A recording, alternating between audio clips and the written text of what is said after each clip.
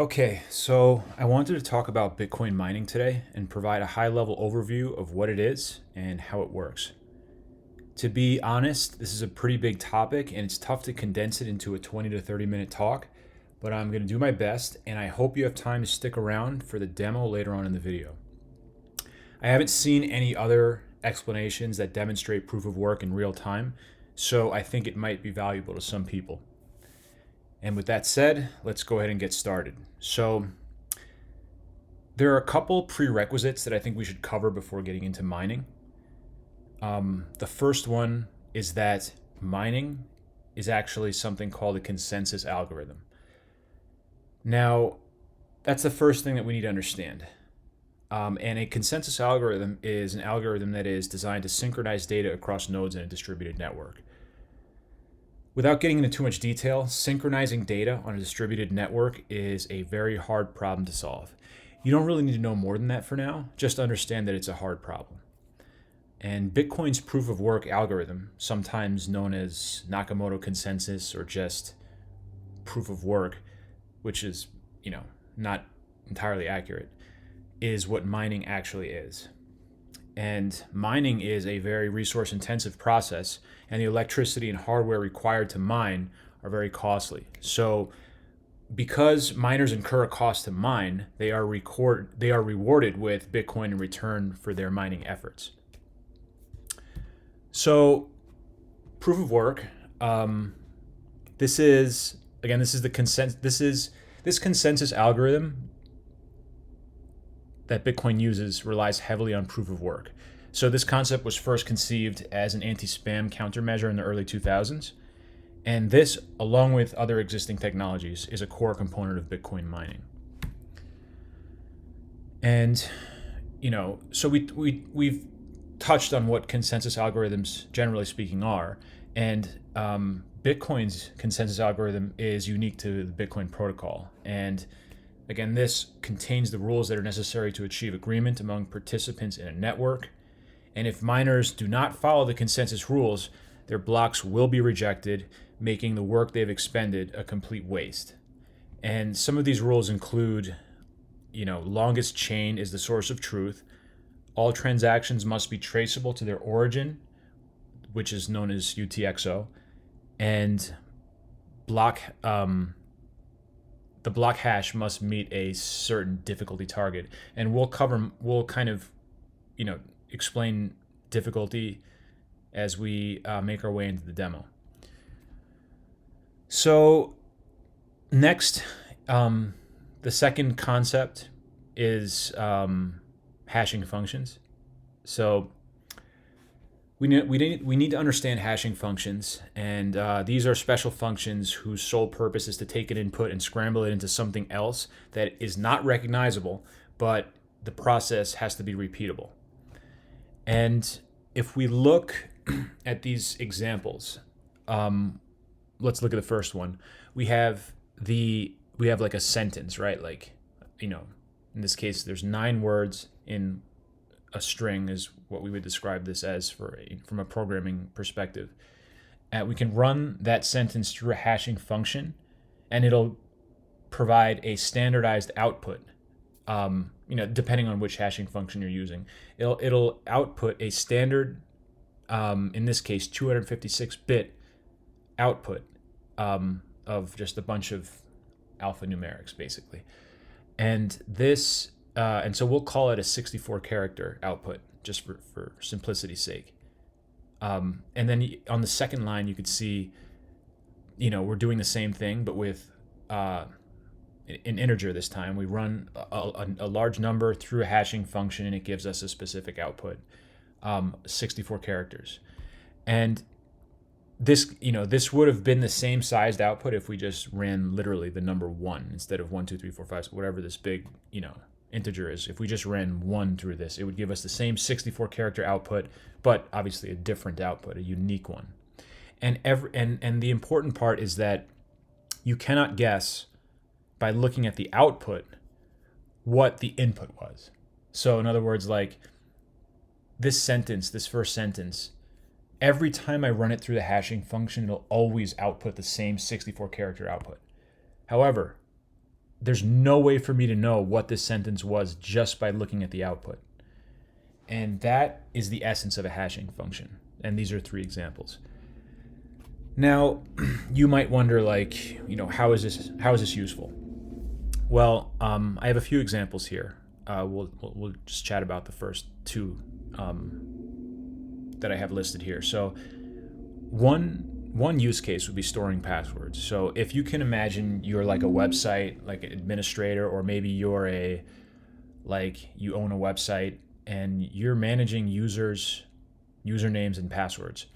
Well, there's risk involved with that, right? Like, as an administrator, if your database is compromised, if your website's compromised, you're hacked, and all of a sudden all of your users' passwords make it out into the, onto the internet, that could be a really big problem. And it's something that you probably don't want, liability for.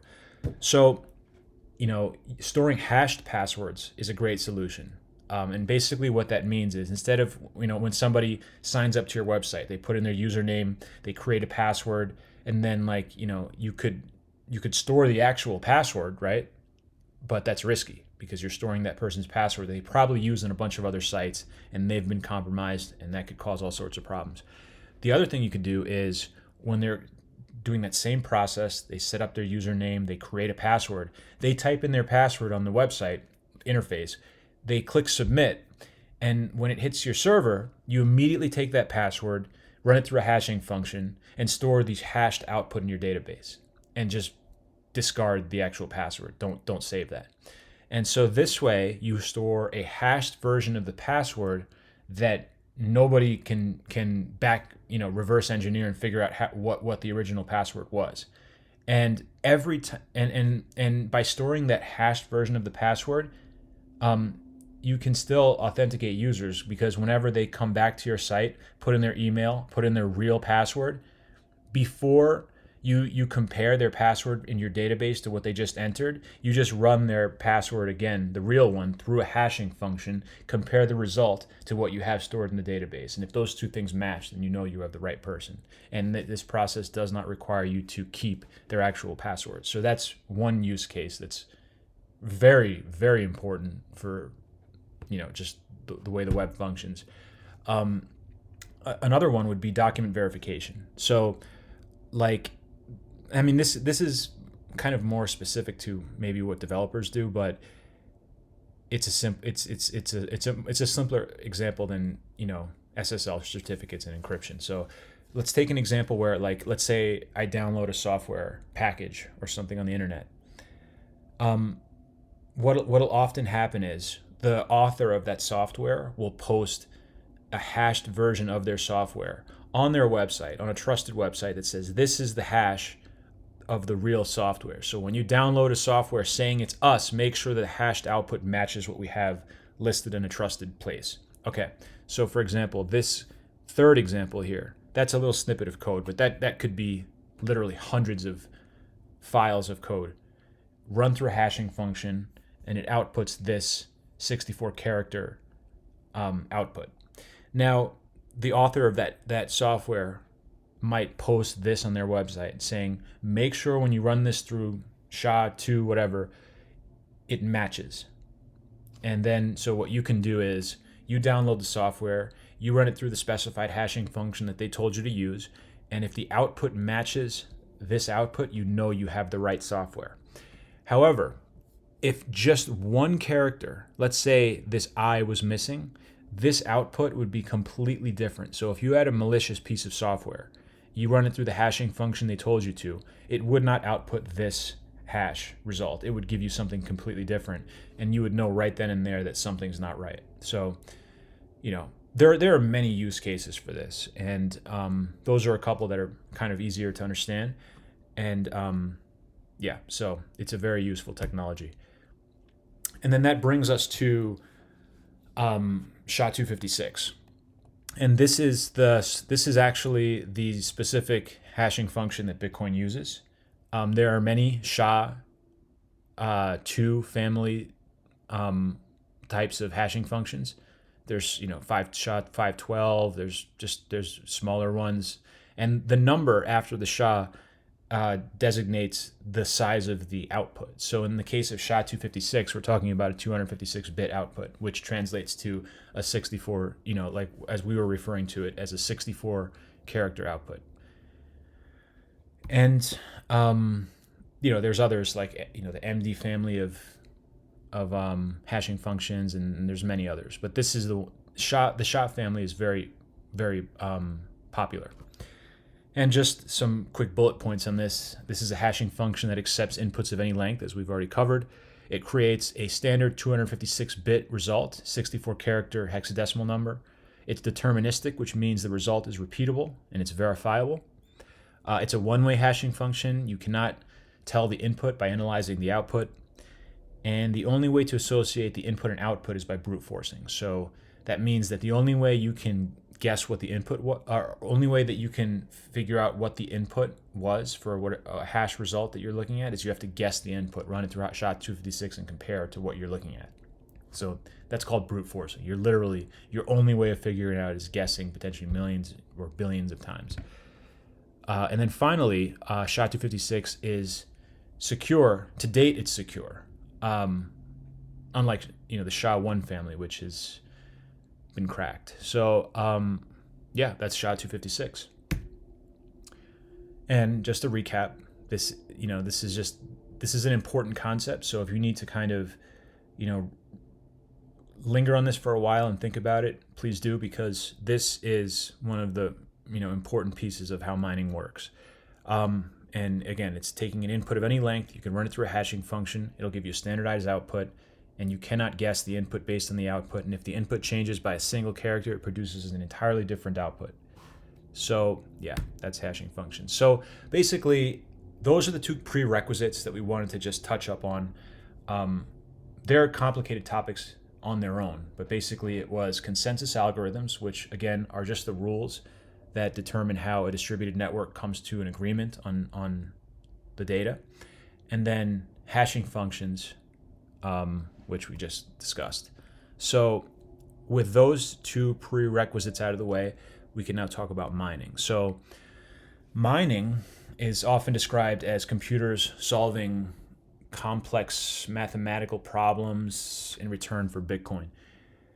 And I don't think that definition accurately describes what mining is doing, because those mathematical problems, that mathematical problem solving, it isn't pointless. It actually serves a very important purpose, and that is it ensures that a varying degree of mining difficulty is present and applied fairly across different mining parties. And we'll get into the concept of difficulty later as we jump into the demo, but suffice it to say that if records were easy to create, then anybody can do that, could create them. And difficulty ensures that only the strongest computers are securing the network. And look, it's definitely an overly simplistic explanation of it, but let's just stick with that for now. And a couple points on mining, on what it's actually doing. So mining, it's a process of adding transactions to the blockchain. It also creates new Bitcoin. It also validates transactions according to the consensus rules. And it also rewards miners in the form of new Bitcoin and fees. And this is an intense competition that secures the network. Now, quickly on miner rewards. So when a miner solves a block, they create a transaction called the Coinbase transaction, and that is for a predetermined amount of Bitcoin. Currently, the miner reward is 6.25 Bitcoin per block. The reward started in the very beginning at 50 Bitcoin per block, and that has cut in half every 200,000 blocks. So basically, that's part of the Bitcoin protocol, is that every 200,000 blocks, the mining reward is cut in half. And 200,000 blocks, each block is roughly 10 minutes. That occurs approximately every 4 years. And this makes Bitcoin a deflationary currency, if you consider it a currency. I really don't know what to call it, to be honest.